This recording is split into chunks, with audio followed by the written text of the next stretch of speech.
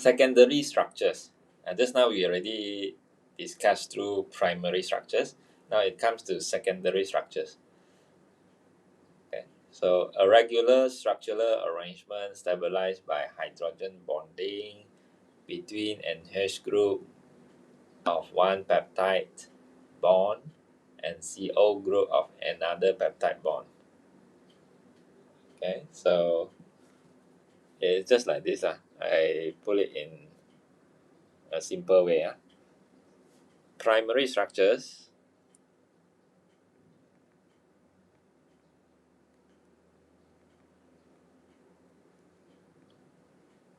is the polymer is like that. Okay, that is called primary structures. So what you can see on the primary structure is you can see amino acid here, here, here, here, here, here, here, and here. The amino acid is joined up. Okay, so which amino acid is used, you can see it one by one on the primary structures. Then what is secondary structures? Secondary structures.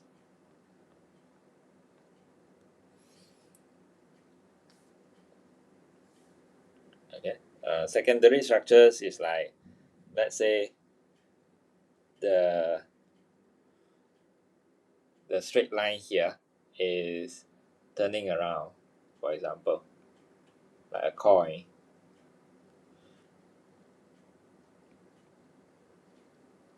Okay, so like a coin. So this is secondary structures. So why they can turn like that? Because in the polymer itself, there is amide, there is amide, because this is polyamide, right? So the CO and NH can have can form hydrogen bond. Okay, can form hydrogen bond. So imagine, let's say for example, at one particular point we have, okay, let's say at one particular point we have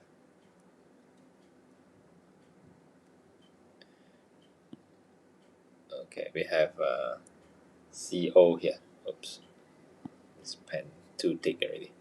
Okay, so we have CO here, and then at one particular part here we have NH. We have NH. So they join up together by using, okay, you see the blue line. The blue line is where they join up. Okay, they join up by using hydrogen bonds. Okay, hydrogen bond. So hydrogen bond. So because of the hydrogen bond, they can bend the line, the straight line. The polymer can just bend or just twist in that way, and that is called the secondary structures. It's a regular structural arrangement. Why regular? Because it keep repeating. This turning around shape keep repeating, and stabilized by hydrogen bonding. And there are hydrogen bonding in between to keep the structures like a spring. Okay, so the spring structures here is the secondary structures. And then next point. So let's see here. Each polypeptide chain has a backbone of atoms that runs along the chain. So the backbone is CCN, CCN, like that. So that means the line here, CCN, CCN, CCN, CCN, and so on. Okay, along the line. So of course there are something extended out, which is the oxygen, the hydrogen extended outwards and form hydrogen bond. But the main structure is on the line. Then we have restricted rotations about peptide link. Peptide link is the CONH, CONH there. The peptide bond has partial double bond characteristic. So something like this. Okay, so this is the partial double bond characteristic. Okay, so what is that? Let's see in details.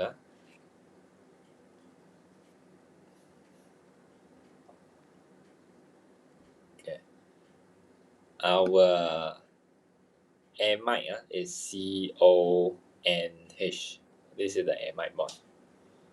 Okay, so the double bond seems to stay at CO, but in fact it is not forever staying here.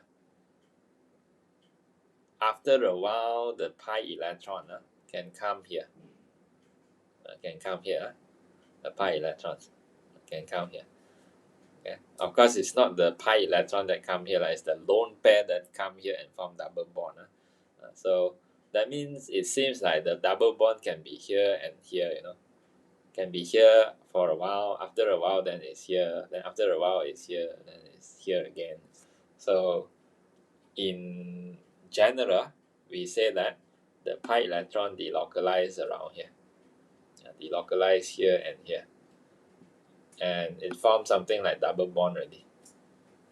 Delocalization of the pi electrons together with the lone pair, lone pair from hydrogen. So double bond is the one that cannot rotate.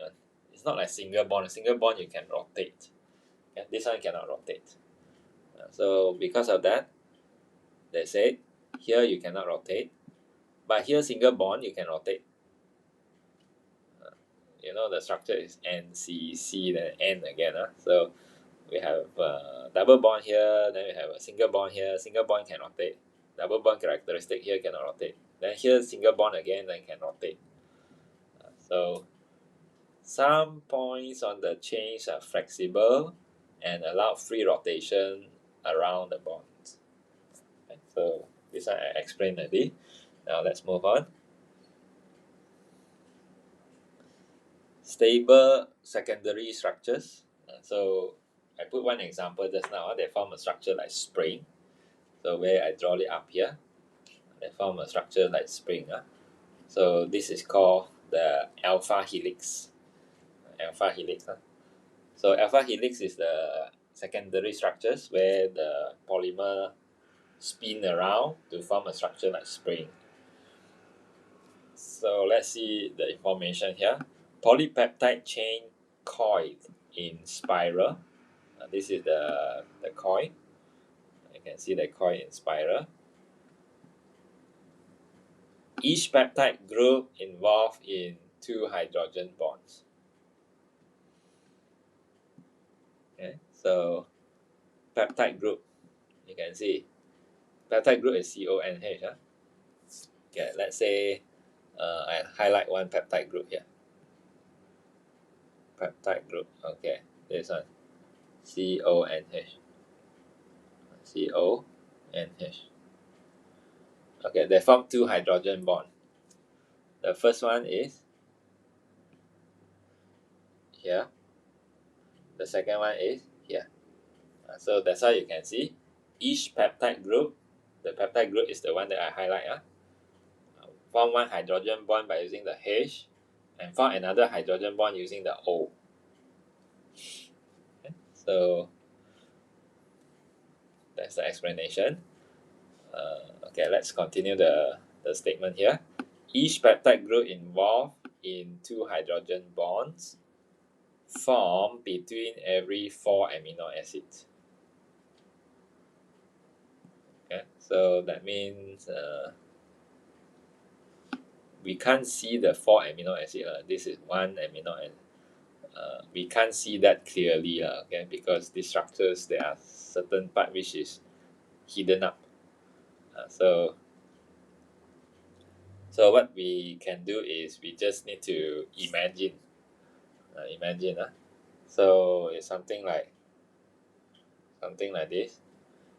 1 amino acid residue, then second amino acid residue, third amino acid residue, fourth amino acid residue, and then the CONH is in between the residue. Then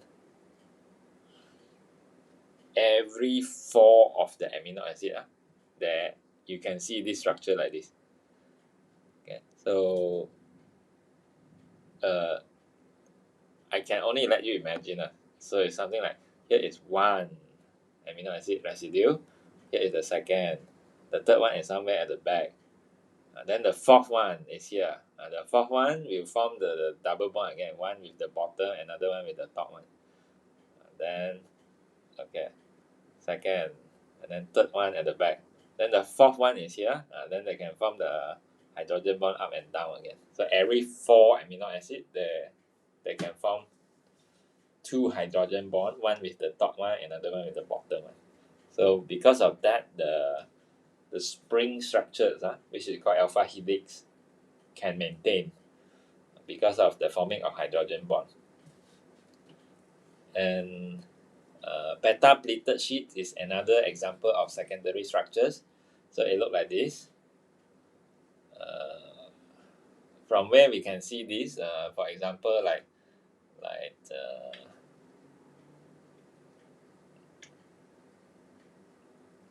nail, okay. So nail is like structure like this. So okay, beta pleated sheet is a protein layer which is flat shape one. Okay, flat shape. Okay, so now length of polypeptide chain lies fully stretched. So this is the polypeptide, the polymer. The polymer is fully stretched, side by side, forming sheets. So this is one polymer. This is another polymer, and then above of that another polymer. They don't spin around like this. They are stretched out to form a layer. So that's why we call it a sheet.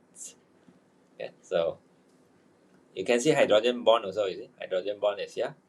Hydrogen bond formed between adjacent section.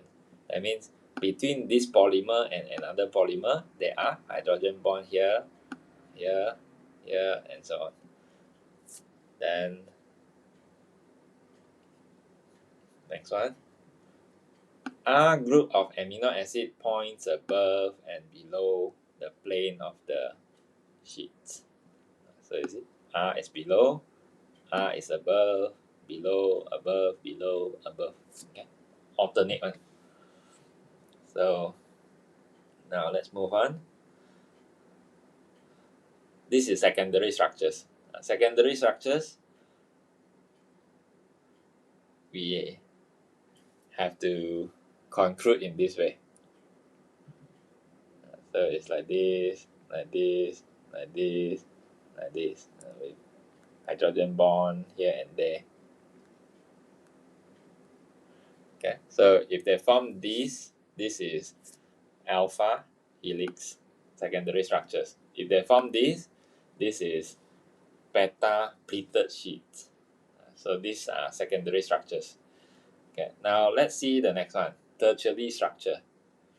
Tertiary structure is the further folding of the polypeptide chain. Okay, so what is further folding? Okay, I put it here for comparison. Tertiary structure.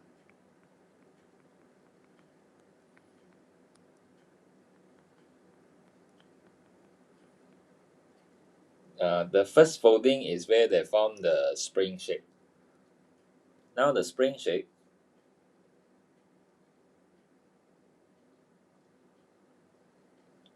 may have hydrogen bond here, hydrogen bond here. Okay, then they make further folding. Okay, so secondary structure, you can see that they just spin around to form the spring shape. Now the spring is folding here, then is held by the hydrogen bond. Folding here also hold by hydrogen bond, or hold by other bond like ionic bond also possible. Okay, so that is tertiary structures. If you look at this, right, that means it is here. The secondary structure is here. They're turning that it turns around because there are bonds that hold it. So this is the secondary structures that further fold. So the further folding of the polypeptide chain, which is already in secondary structures, but it fold again here, and it fold again here, so into a 3D shapes, stabilized by attractive forces and hydrogen and bonding between R group. R group is the R group that make that happens. It's the R group. Okay, so how about secondary just now? Secondary is because of every 4 amino acid they form hydrogen bond. But this one is the R groups. You know, the R groups can be non-polar, can be polar, can be, if you see the note just now on somewhere on page 3, right? So it can be non-polar R group, it can be polar R group, it can be electrically charged R group, which is positively charged or negatively charged R group. So, for example, let's say they are non-polar. Non-polar. Non-polar is, yeah, this is non-polar because it's the structures are alkane or single bond. This is also non-polar. Non-polar and non-polar, they have van der Waals interactions. This is called the temporally dipole-induced dipole, van der Waals. So that's how you can see here. Weak van der Waals forces between non-polar R groups. So if the R group is polar, this is also polar, and then they can form hydrogen bonds. Okay, they can form hydrogen bonds. So it is written here, hydrogen bonding between polar R groups. Okay, so this is polar R group. Of course, compared to secondary structure, is the turning into spring is not due to the R group. It's due to the CONH in the amide.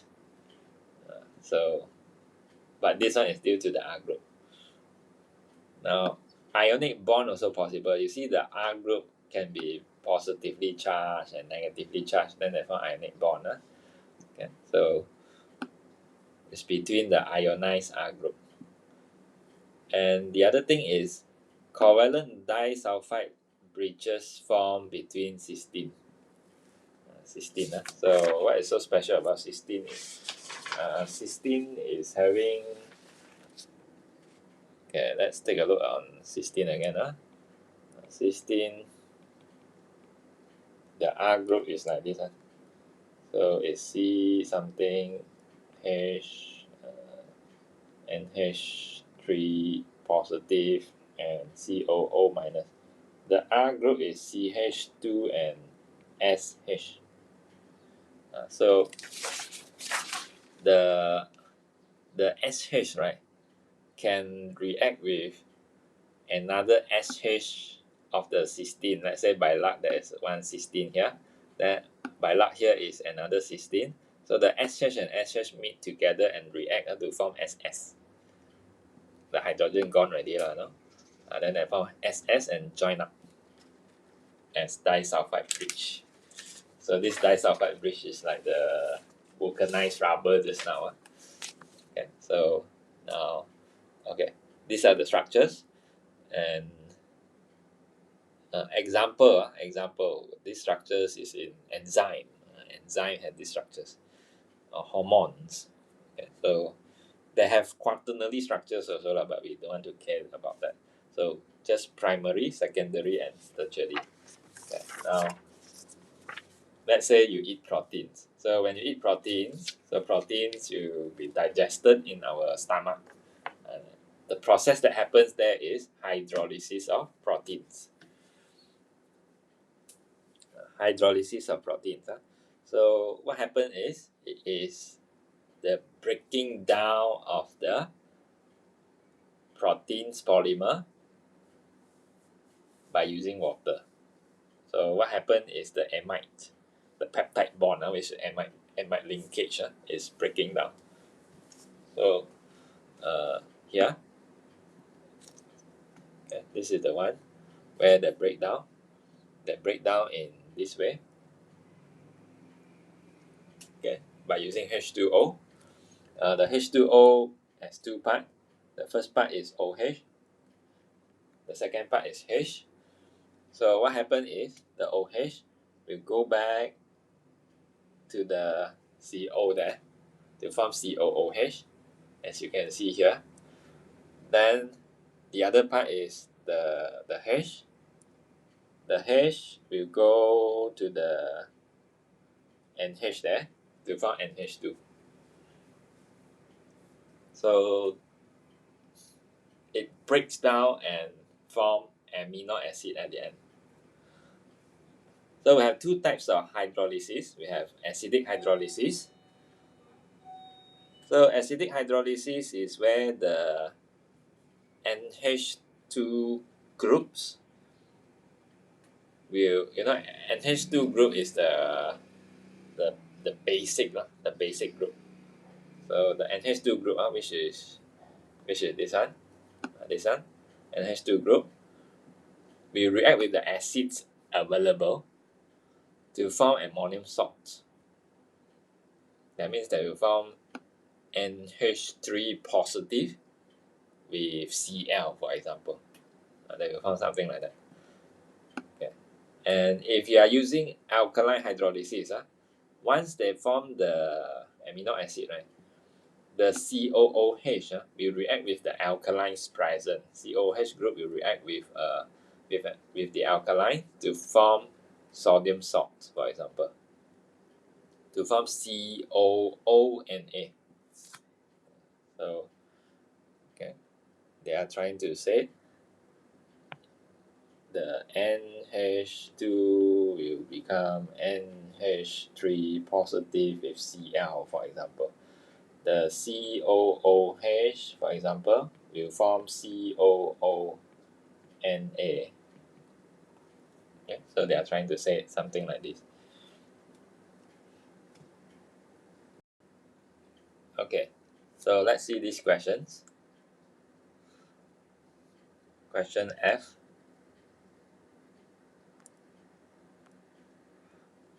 Under certain conditions, ethane 1,2-diamine react with ethane dioic acid to form the polymer Z. Draw the structures of this polymer Z showing two repeat units.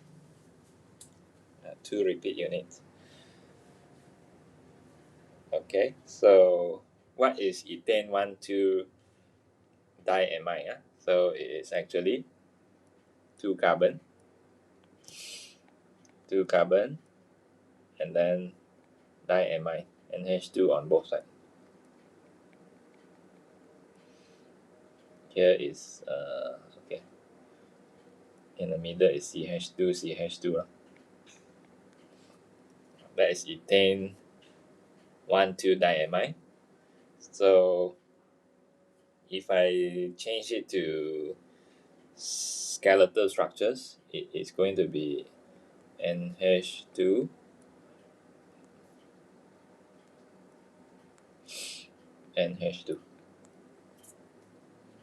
okay, where you can see two carbon at the corner of the line. Okay, so the other structures is ethane dioic acid. Ethane dioic acid is COOH on both sides. So the structures is like COOH.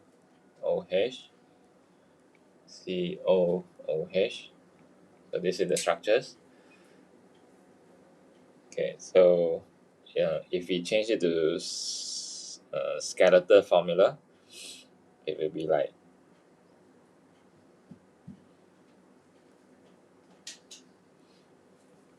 this. Okay, now they react. So when they react, and you want to draw two repeat units. So of course, this one we discussed before. The COOH will remove the OH. The NH2 will remove one hydrogen to form H2O. Okay, so what is mean by 2 repeat units? So let's see, you see how I draw it? Okay, let's say I start from here. You know, this will react with COOH at the other side, you know, so will remain, NH remain.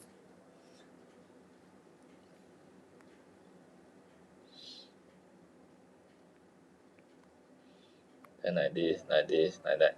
Okay, this side NH remain.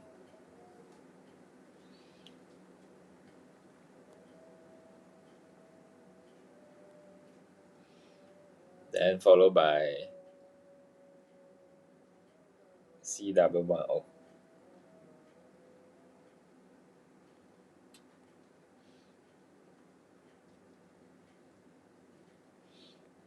Okay, let's say I put like this.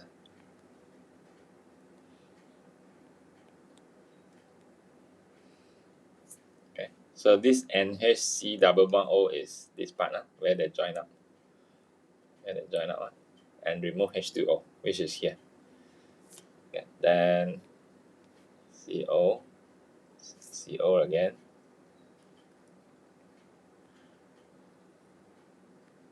Oh, no. Don't need to write the C because it's skeletal structure, right?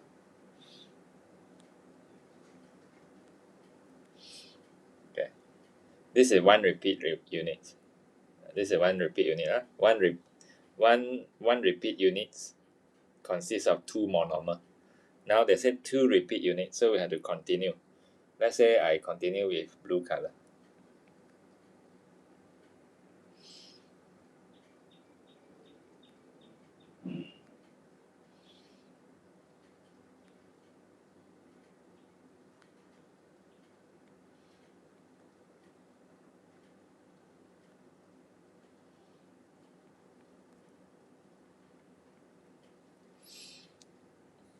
Okay, so this is 2 repeat units. Then, okay, 2 repeat unit. One repeat unit in blue color, another repeat unit in red color. So 2 repeat units basically means 4 monomers here. Okay, 4 monomers. So why not 2? Because this and this is not repeating, you know. When these 2 combine, they form 1 repeat unit because this one repeats here. So that's why that is repeating unit.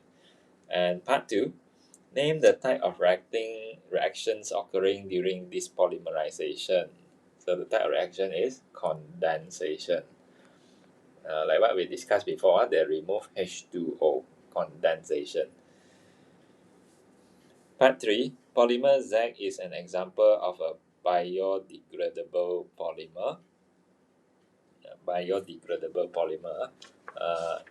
If you still remember the notes, let's see first. If you still remember, let's see which polymer is that. Ethane 1,2-diamine.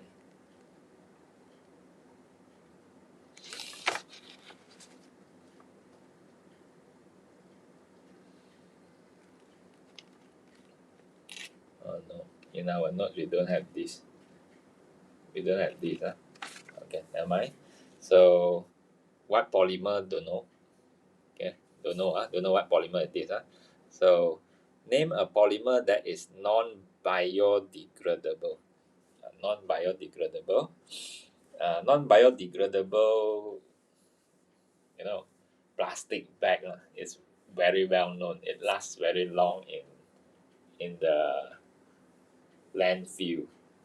Okay, so it cannot decompose easily. So that's why nowadays we don't want to use plastic bag so much. We try to add starch to the plastic bag to make it more easily decompose. Okay, so that's why when you go out and buy stuff, if you need plastic bag, they charge you money, you know. So this kind of things happens in our daily life. And from here, you have to know that plastic bag is polyethylene. Polyethylene is the example. Polyethylene, which make plastic bag, which is non-biodegradable. Okay, so now let's see this part. Name an examples of synthetic polyester and a synthetic polyamide. So polyester, so you have to memorize it. Terylene. Polyamide, nylon. If you don't want nylon, you can take Kevlar. So make sure you remember example. Okay, example. They ask example. Part 2. Polyester and polyamides are formed by condensation reaction. Name a molecules which is commonly eliminated. So you can say water, or you can say hydrogen chloride.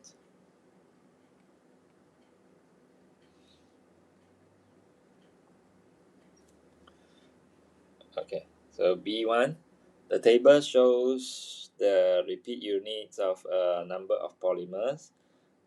Place a tick against the ones which are biodegradable. Okay, so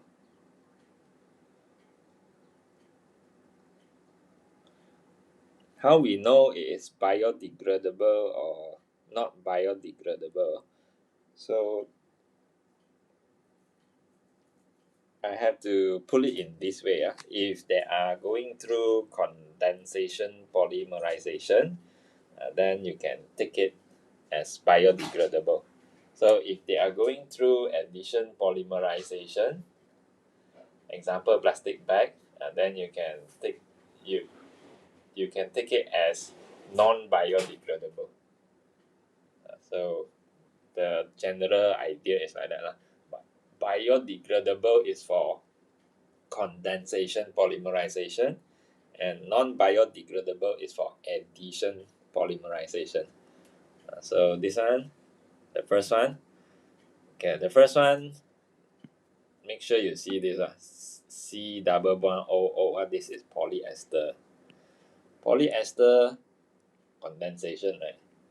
Condensation polymerization is biodegradable. Okay. B, make sure you see here. Just circle up lah. Okay, circle up easier. Okay, these structures. COO is polyester. Polyester is condensation polymerization, so just take. Okay, this one, structure C. Structure C, maybe you're wondering, oh, I can see ester again. I can see ester COO. Ester is there. It is the side chain actually. But if you see the main part, the main part is here. The main part is the one that link with others, the link with others. So it's just like this and like that. So that means what? That means the side chain is just carbon hydrogen only. So this is the addition polymerization. So it is certain hydrocarbon, certain alkene that form addition polymerization to join up with others. So addition polymerizations, think of plastic bag, non-biodegradable, so you can extend it here. So this is non-biodegradable.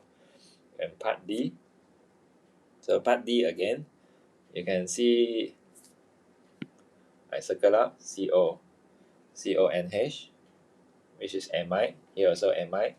This side also amide. So this is polyamide. Polyamide, biodegradable. So draw the structures of two monomers used to form polymer B. Okay, so you can see polymer B, which is like this. So you have to cut at the polyester here. Then it's benzene ring with CO. The CO try to imagine their original structure should be COOH. So it is benzene ring with COOH, CO2H, CO2H. Okay, the other side, this is 1 carbon, 2 carbon, and O. Okay, so the O think of alcohol, OH here, 1 carbon, 2 carbon, and then OH again. So the structure should be 2 carbon, CH2, CH2,